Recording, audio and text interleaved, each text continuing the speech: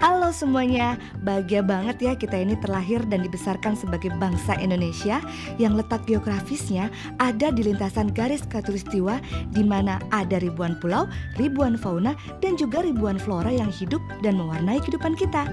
Orang bijak bilang nih, bangsa yang besar adalah bangsa yang utuh jati dirinya dan juga mencintai budayanya sendiri.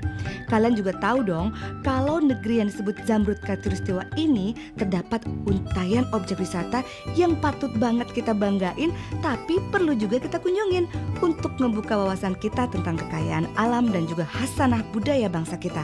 Nah, kita mulai aja yuk. Kamu pernah denger gak sih soal Tugu Kilometer 1? Adanya di Kota Sabang loh. Terus Tugu Kilometer 1 ini yang bakal jadi titik awal perjalanan kita beribu-ribu kilometer ke arah timur Indonesia. Ternyata di Sabang ini pantainya asri banget ya.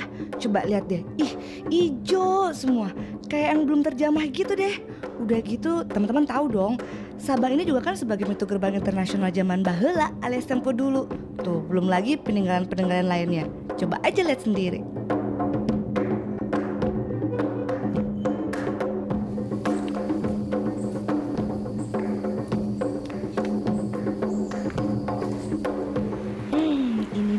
Taman Nasional Gunung Leuser, satu upaya konservasi alam yang katanya nih pembentukannya diawali tahun 1928. Tahu nggak sih, sedikitnya ada 89 jenis satwa langka yang bisa hidup bebas di tempat ini. Terus kamu juga bisa nginep loh di tempat ini karena emang disediain fasilitas akomodasi untuk para wisatawannya. Pokoknya semuanya top banget deh. Berada di sana serasa dijamin back to nature abis.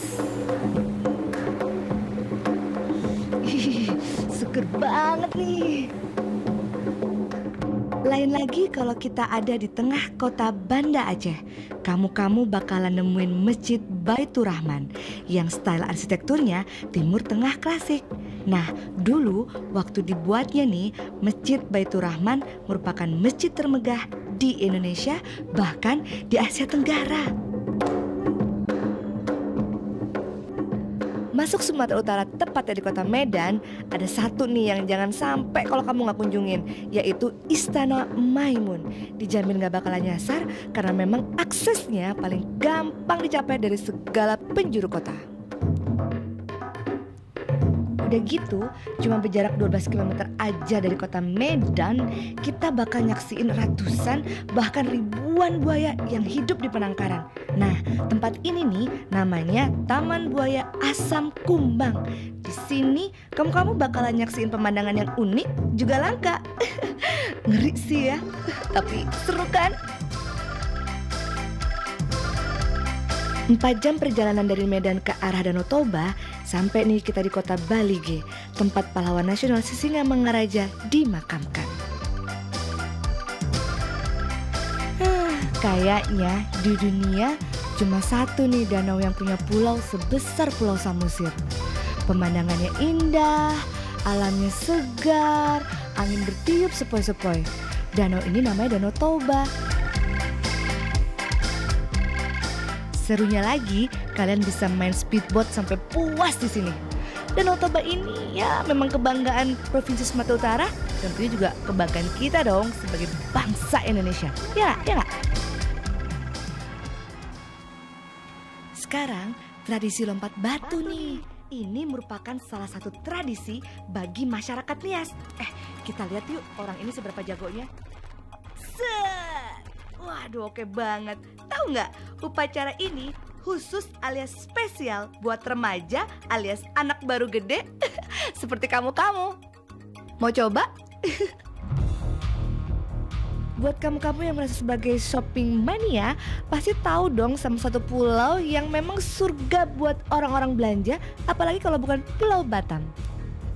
Memang di pulau ini kamu bisa shopping sampai di dompet kamu nggak ada duit lagi. Pokoknya semua lengkap deh, mulai dari belanja baju sampai barang-barang elektronik.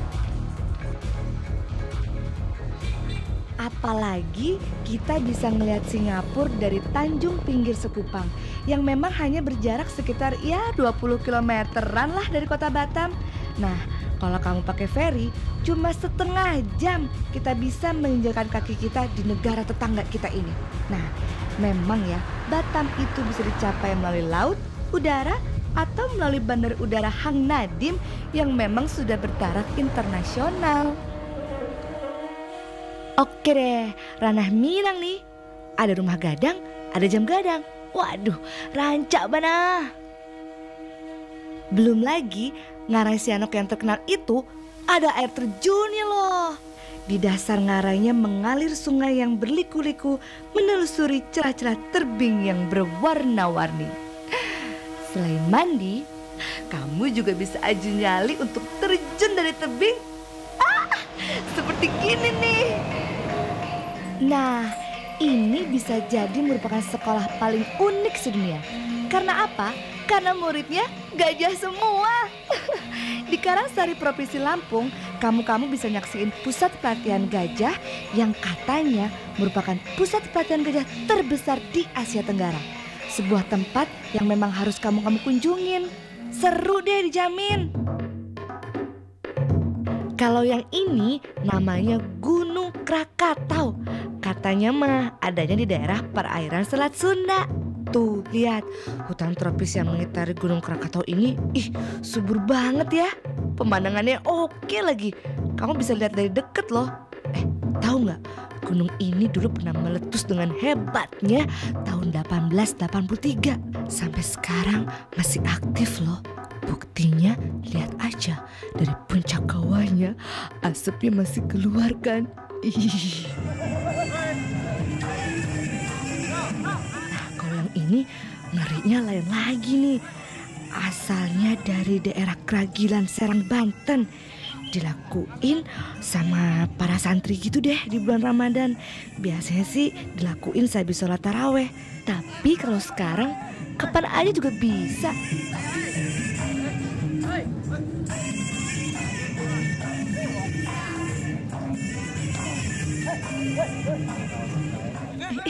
Gila, dia proper gitu. Apa gak panas tuh tangannya? Ya masuk deh, gol deh. Dioper lagi. Asal kalian tahu aja ya, pola bermain bola api seperti ini Jawa Timur dan Gorontalo juga ada loh.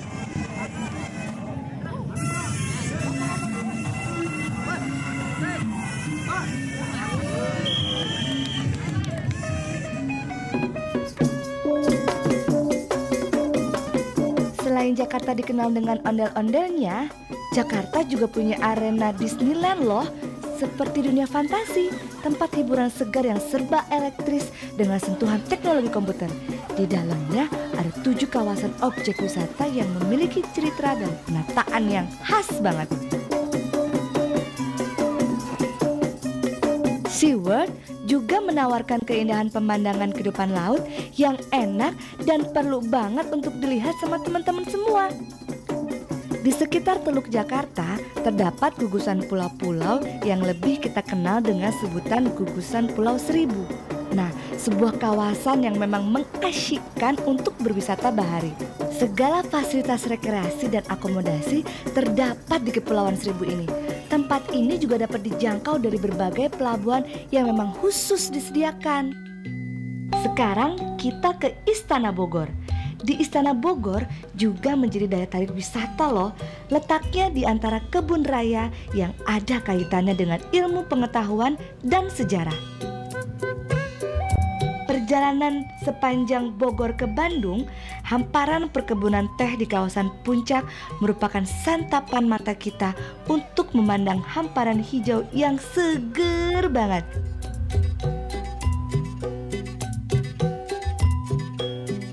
Selain itu, kita juga bisa mampir ke Taman Safari, di mana berbagai jenis binatang hidup dengan bebas di alam yang luas. Serasa berada di habitat aslinya.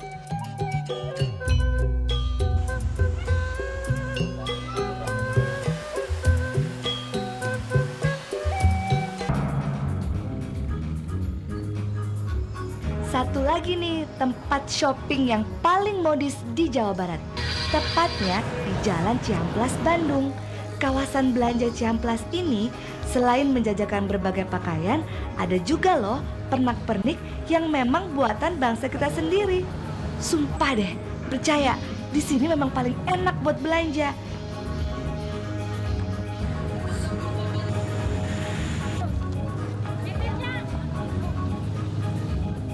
Shopping di Ciamplas, Bandung udah. Nggak ada ruginya kan kalau kita sekarang menuju kawasan Tangkuban Perahu yang terletak 29 km dari kota Bandung. Di sekitar kawah ini nih ada 2 kawah yang nggak kalah menariknya, yaitu pertama Kawah Ratu Domas, kedua Kawah Upas. Bagi kamu-kamu yang hobi berwisata alam, tempat ini paling cocok deh, menarik dan mengasihkan.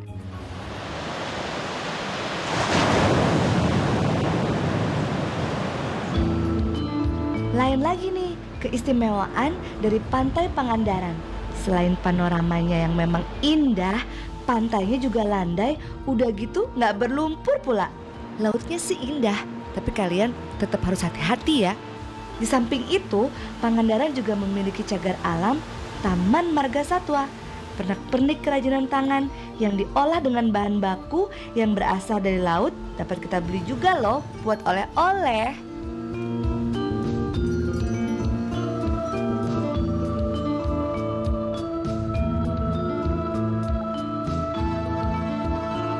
Masa sih ada di antara kamu-kamu yang belum pernah ke Candi Borobudur? Ini kan cuma 20 km dari kota Magelang. Udah gitu merupakan salah satu keajaiban dunia pula. Candi yang terbesar di dunia ini didirikan pada abad ke-9 loh oleh Raja Samaratungga dan digunakan sebagai tempat upacara ritual oleh umat Buddha.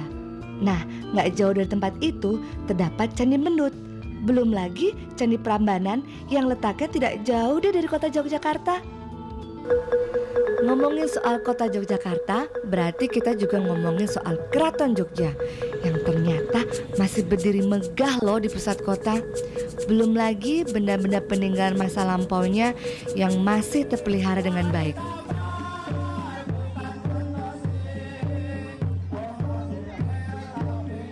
Nah, kalau ini namanya permainan Kumidi Cadi Siswo.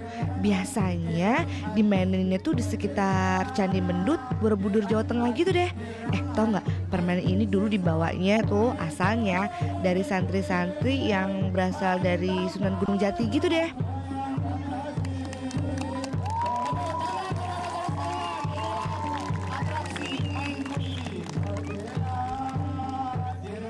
Nah, filosofi permainan ini melambangkan kekuatan fisik sekaligus kepasrahan kepada Tuhan Yang Maha Esa gitu deh. Ih, keren kan? Udah gitu dimainkan pada saat ada ya keramaian 17 Agustusan, hari-hari besar keagamaan dan lain-lain deh pokoknya. Top banget kan?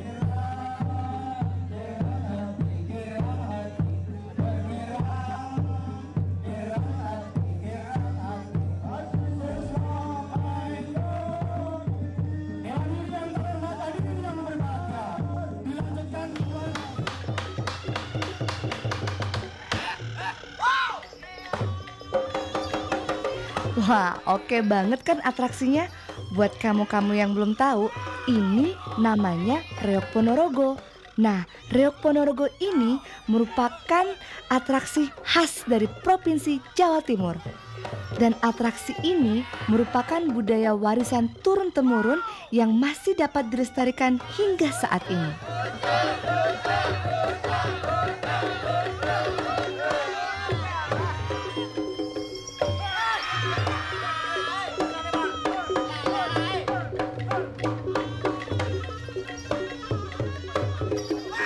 Yang gak kalah serunya kali ini adalah Babat Rambi Aji.